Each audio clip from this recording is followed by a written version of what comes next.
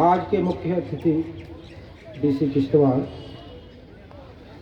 और मंचस्थ महानुभाव, बच्चों और आचार्यगण, एक शांति यात्रा जो जम्मू से निकली और यहाँ तक ग्रुप के हिसाब से पासान होते हुए यहाँ पहुंची, एक संदेश देते हुए कि शांति ही मूल मंत्र है। 153वें जन्मदिन के उपलक्ष्य में इतने वर्ष गांधी जी को हम लोग 1869 से आज तक याद करते आए हैं और उनके शांति के मार्ग को अपनाने का हर प्रकार से हर समय एक प्लेज लेते हैं। पर फिर भी अगर हमारे देश में कोई कमी मिलती है तो वो शांति की ही मिलती है। अब ये शांति कैसे आएगी? क्या हमारे कार्यक्रमों से हम शांति ला सकते हैं? अवश्य ला सकते हैं, परंतु इतना करना है कि हमारी कथनी और करनी में अंतर न हो। हम शांति के पक्षधर बनके समाज में घुसें और अपने अपने धर्म मत का वर्चस्व न दिखाते हुए सबसे आत्मीयता, सबसे प्रेम, ये जो कॉमन फैक्टर्स हैं उनकी तरफ देखें। 1947 में भारत का विभाजन हुआ। दुर्भाग्य से जुनून और मिसट्रस्ट का रिजल्ट हुआ कि दो देश बन गए। टू नेशन थियोरी की बेस पे नहीं बने, हालांकि एक पक्ष ने तो एक देश बनाने का उसी पे दावा किया, लेकिन ये जो हमारे पास भारत है ये गांधी जी का भारत है, गांधी जी के सपनों का भारत है।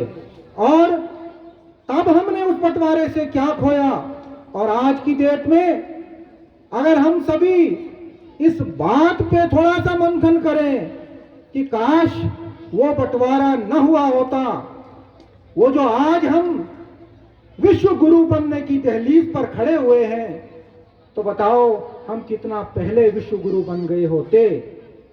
चलो वो बात जो हमारे हाथ में अब नहीं, उसको तो हम टाइम को बदल नहीं सकते, रिवर्स नहीं कर सकते, पर जो हमारे हाथ में है वो तो कर सकते हैं। अगर वो दुर्भाग्यपूर्ण जो निर्णय था जिसने देश को दो हिस्सों में बांट के कमजोर किया था, आगे के लिए हम क्यों न एक प्लेज लें कि हम ऐसी मनहूस घड़ी दोबारा कभी नहीं आने देंगे कि धर्म के नाम पर इस देश को फिर से बंटवारा हो।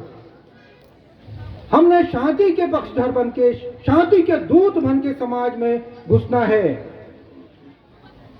सभी मज़ाहिब की जानकारी रखना बहुत जरूरी है, क्योंकि सभी समस्याओं का हल अगर आपसी बातचीत से न होता हो तो अगर मिलेगा कहीं तो अपने धर्म ग्रंथों में मिलेगा।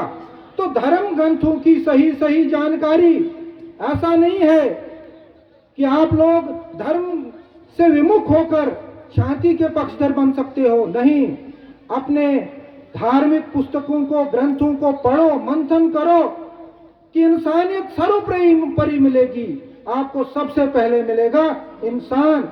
अगर इंसान की फलाह के लिए, बहबूद के लिए आप काम करेंगे, वही एक जो योगदान होगा आपका होगा।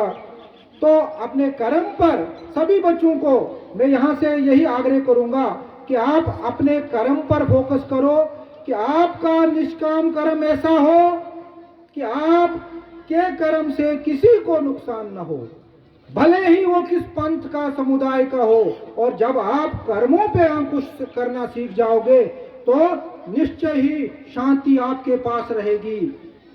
United we stand, divided we fall, यह कहावत हम पढ़ते आए हैं, बताते आते आए हैं। और ये जो हम आहंगी है, कम्युनल हम आहंगी, हम कहते हैं कम्युनल हार्मनी, इसकी बातें करते हैं। हम आहंगी की जब हम बात करते हैं वो तभी रह सकती है जहां डिफरेंसेस हों। अगर एक जैसे लोग होते तो उनमें हार्मनी की क्या आवश्यकता की जरूरत होती ढूंढने में? नहीं, कुछ भिन्नताएं हैं, उनमें हमने हार्मनी लानी है। इसलिए कम्युनल हार्मनी लाना आपका फर्ज औलीन है। कम्युनल हार्मनी लाओ, और कम्युनली हार्मनी जो है, कम्युनल हार्मनी वो पीस की जामिन है, वो आपको पीस देगा। और पीस आएगा, डेवलपमेंट, प्रोग्रेस और प्रॉस्पेरिटी आएगी, जो आप सब चाहते हो। हम चाहते हैं डेवलपमेंट, पीस और प्रोग्रेस, लेकिन वो सब जो है हार्मनी से स्टार्ट होते वहां पहुंचता है। और जब पीस, डेवलपमेंट और प्रोग्रेस होगा तो एमेंसिपेशन होगा, फिर आप दूसरों को दर्श देने के लायक बनोगे। इन्हीं अल्फाज के साथ मैं आपसे विदा होता हूं। जय हिंद।